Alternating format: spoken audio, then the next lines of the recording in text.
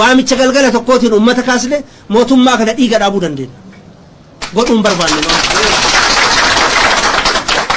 mootummaa kana guyyaa lamatti dhiiguu dandeenya jedhanii jiruudha. I am really sorry. Baay'een gadda. Humna akkasii qabaatanii jennaan waggaa 27 gaafa garaafnu maal biyya keessa badan.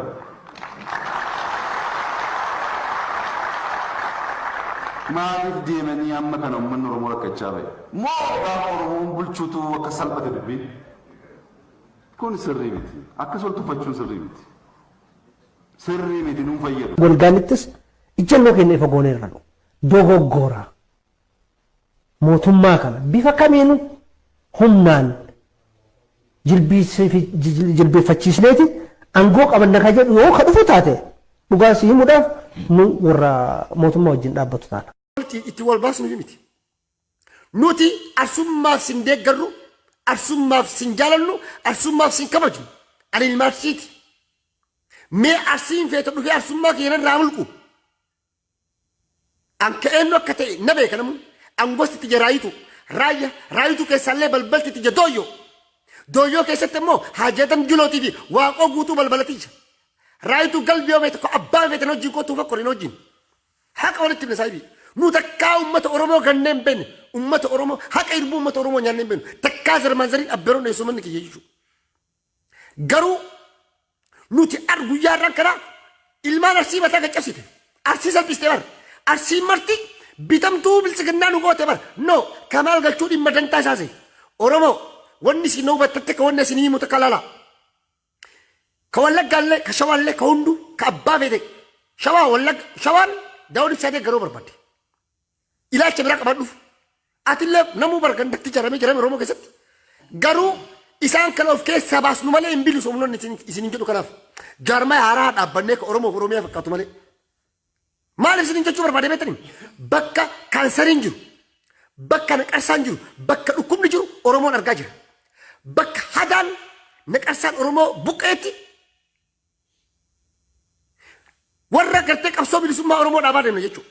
Bakka Rabbiin naqarsaa Kamaal Galchuu Oromoo irraa buqqisi. Alhamdulillahi namarra isaa seelatti. Alhamdulillahi Rabbil Aalamiin jedha. Alhamdulillahi Rabbil Aalamiin jedhaati na barreessa. Kamaal Galchuu nama ilmaan Oromootiin qoosu.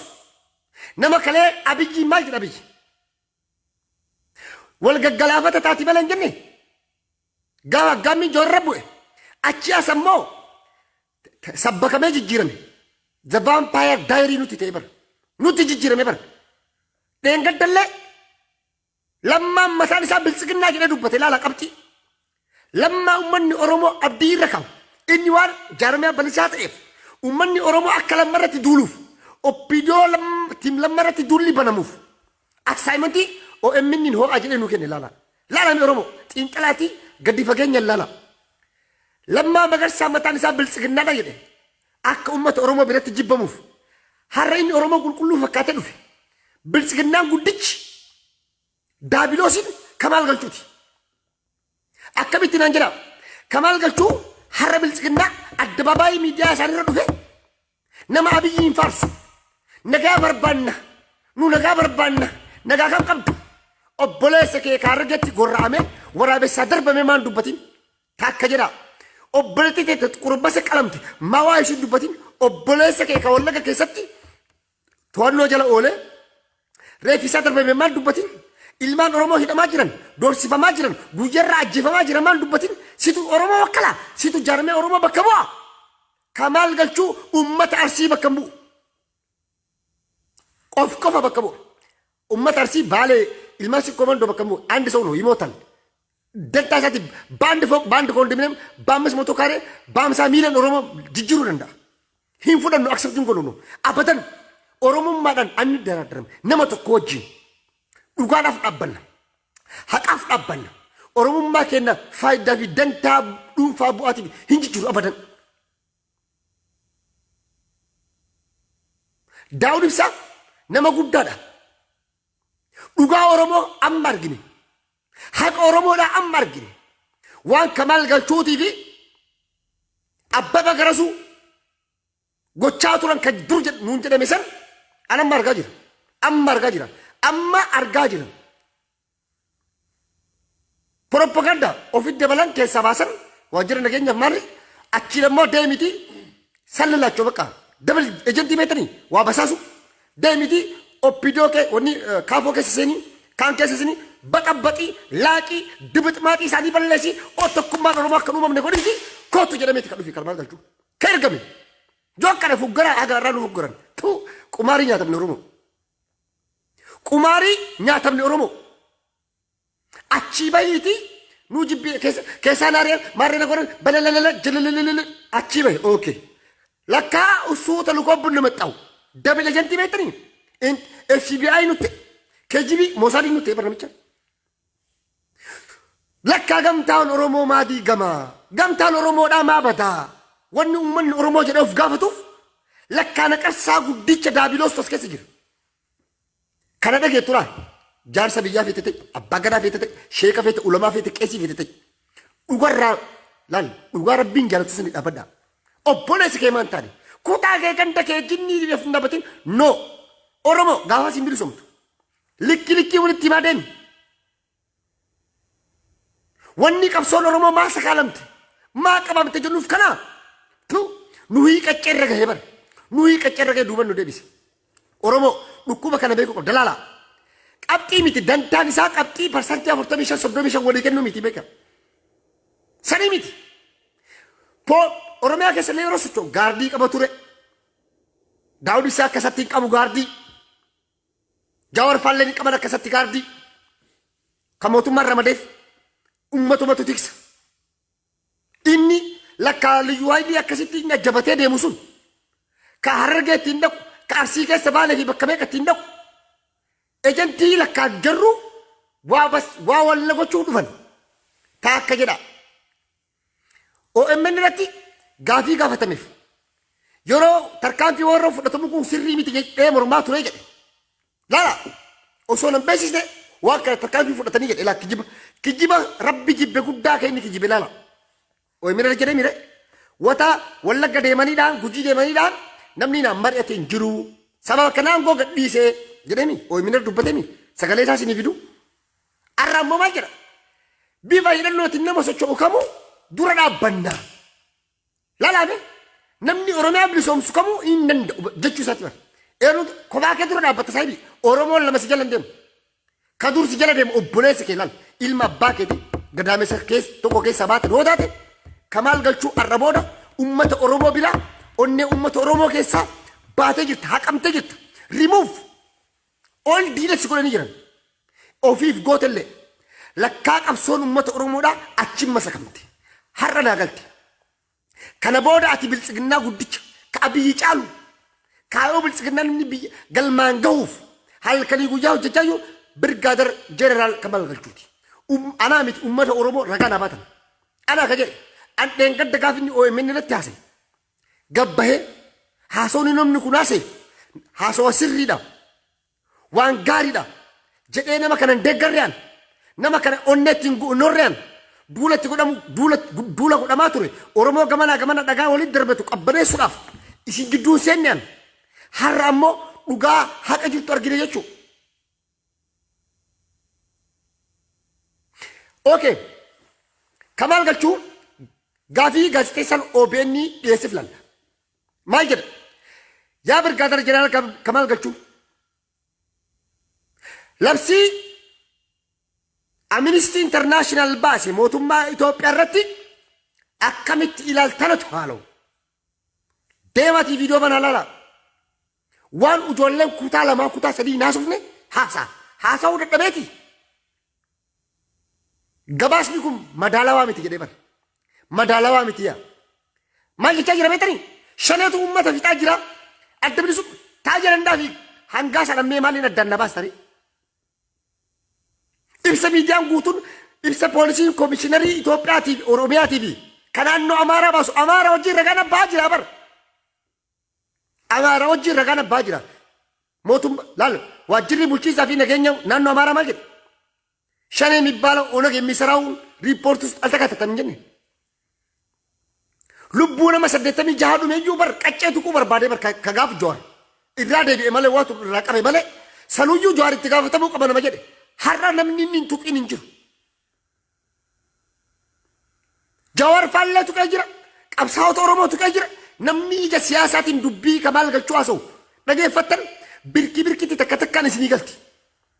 Oromoo kana booda jaarmeenyi Oromoo qabdu dhumate bakka gingilchaa ibar adda bilisummaatii fi adda bilisummaa Oromootii fi kaafaa ol sillamii walii galaame dhugaa garree bar uummanni Oromoo dhugaa fi haqa argee jira.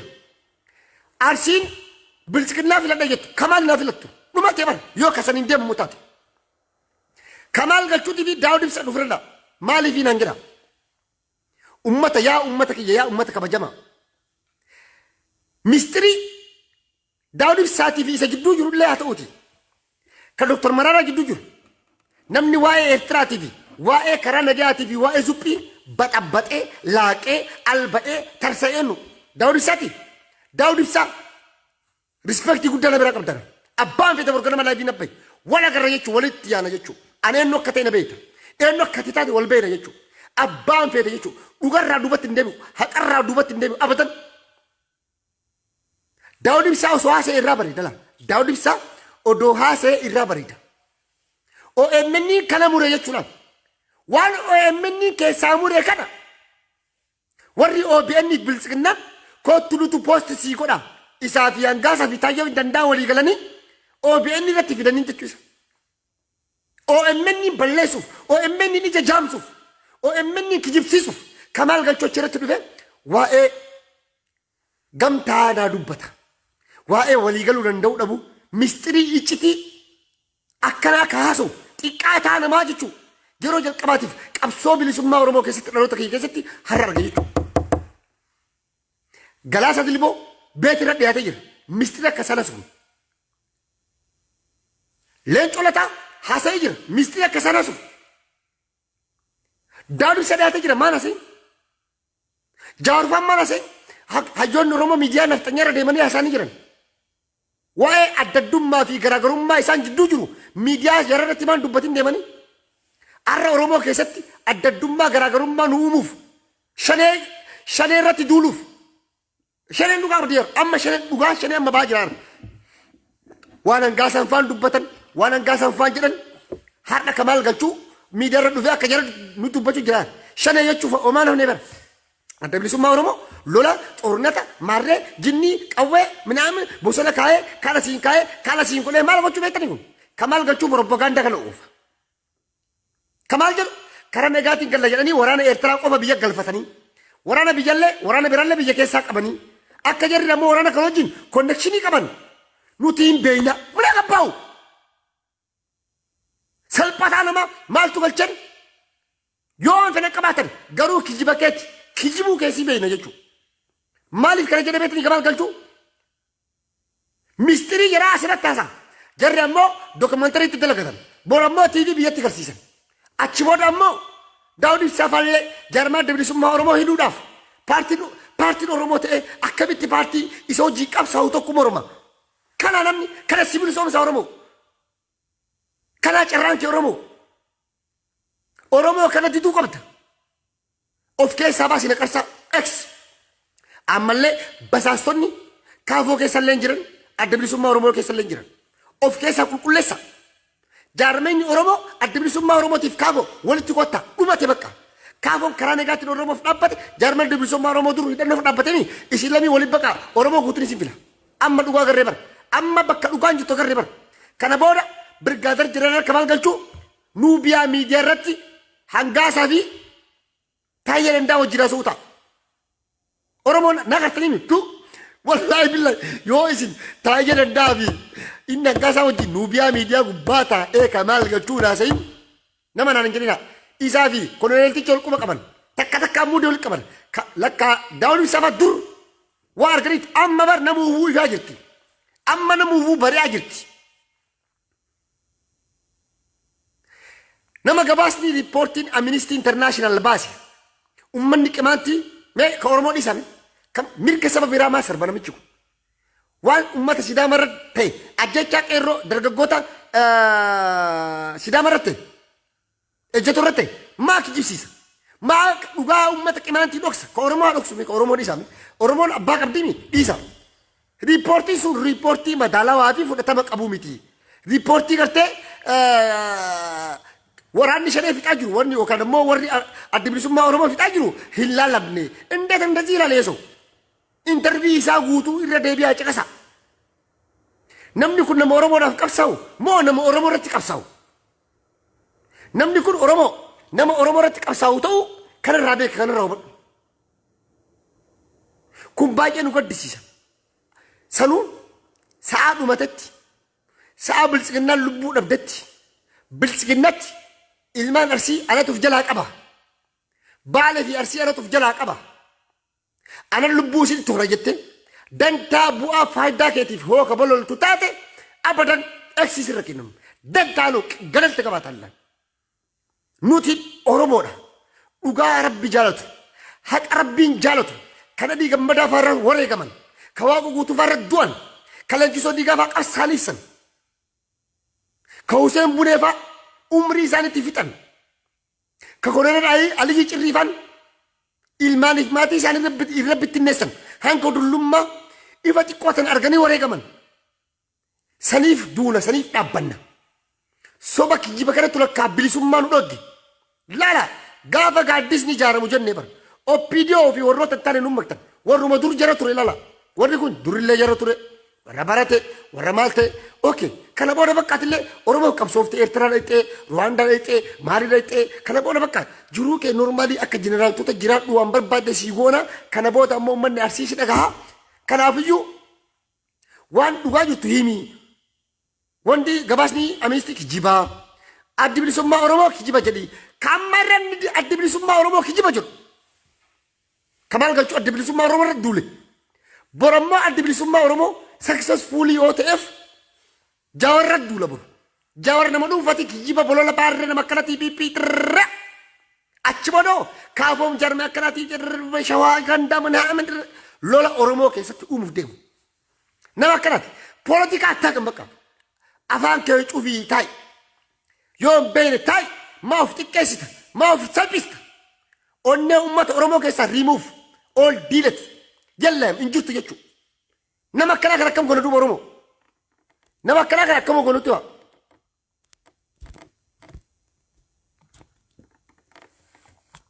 kanaaf uummanni Oromoodhaa dhugaa keessan beekaa haqa keessan beekaa Kamaal Galchuu har'a biltsiginnaadhaaf ragaa bahe har'a biltsiginnaa sirrii jirti jedhe biltsiginnaa wajjin wareegamna dhumna namni biltsiginnaa irra duulu kamuu jedhe bara laa girrisaa maratu qe bara girrisaa fi cuullee maratu qe bara duula jechuun maali shaneessitti duullee bara nuti duulaa jira laa girrisaan hin duula girrisaan jiila baha guuza baha hin duullanu abiyyiratti hin duullaa mootummaa kanatti duuluun hin barbaachisu jette odoo obboleettiin ta'e ajjifamtu otoo ati Oromoo boottu odoo obboleettiin ta'e gorra'amaa jirtu odoo obboleessi kee ajjeefame reeffi isaa waraabessaaf darbamaa jiru odoo Oromoof quuqamte kana keessaa tokko kaastee naasuutti turte miidiyaa jararra dhuftee waan mini keessaa mure asii gadhiiste Oromoo addaan qoduuf no Oromoo Kamaal Galchuu of keessaa xinniqee hin inaqqise jechuu malee hin bulgaafate akka ijoollee ture hin bulgaafate kana booda waa takka irra laalina ummanni Oromoodhaa sababa namicha dhuunfaa nama dhuunfaa kanaaf jettanii garaagarummaa of jidduutti dhuumina sababa namicha dhuunfaa kanaa jettanii Oromoon ilaalcha adda addaa waliin qabaatina sababa namicha kanaatiif jettanii Oromoon gandaan akka walitti hin duulle akka waliin qoonne akka ammallee ajandaa nuun baasne ajandaa biltsiginnaan baastetti kanatti torbaan takka biisii nu godhani nu gaa bakka kana booda haasa'u haalba'u haawaan fedhe jedhuti alamma kana booda beetanii Kamaal Galchuu ija taayee dandaati lala Kamaal Galchuu kana booda ijaan gaasaa laaluu lala maaliif kana jechuun dandeette naan jettan beetanii isatu Oromoo gane isatu Oromoo waakkate dhiiga qeerroo gane lakkaa uummanni jaarame jarri maa waliin galle gamtaa maan uumamne jenna lakkaa የገምታው ትልቁ ነቀርሳ ነው ለካ ብልጽግና ጀራች ከሲ ጀራተ ቀብቲ መታን ሲዮ ዲፒ ነው ቸከሲ ሰምተ ጅርቲ ቶኮፋ ለመፈ ለምቻኩን ዋኤለማ መገርሳ ሳደሞላ ለማ መገርሳ ብልጽግና ዋጅብቱፍ ኦፒፒ ኢፒፒ ዋጅብቱፍ ዋኤለማ መገርሳ ሚደረብ ሄዱበት ለምቻኩን ሜ ረቢ ገሰነ ጀራቲ ዳውድ ይብሳዋን ነመዱፋ ሰው ገርተኒ Meera kanatti baa. Namni kun ganda kiyyaallee miti kutaa kiyyaallee miti raawwisa. Isaa gabbee leencoo baatee akkana leencoo lataa akkana daawud ibsaa akkana kamaal galchuu akkana mararaa akkana jedhu takkaa gartanii. Respect qabsaa nama jechuun nama akkasiiti. Namni iccitii sabaa tiksu nama akkasiiti. Doktor Mararaa guddina miidiyaarra dhufee takkaa. Kamaal galchuu akkana. Paartiin biyyoolessa Oromiyaadhaa akkana. Jedhee beekaa. Daawud ibsaa takkaa jedhee beekaa. Eenyutu iccitii kana haasa'e? Eenyu bulga'e? Eenyu talba'e? Eenyu tarsa'e? Nuu miti jedhakaa. Miistiriin inni haasa'e sirrii naan jedhi kaa qottuti. Icciti Oromoo jidduu jiru garaagarummaa adda addummaa Oromoo jidduu jiru nama miidiyaa irratti dhufeen mistirii uummata Oromoo miliyoona 50 bum godhaa labee bara bum kana wajjin lakkaamaan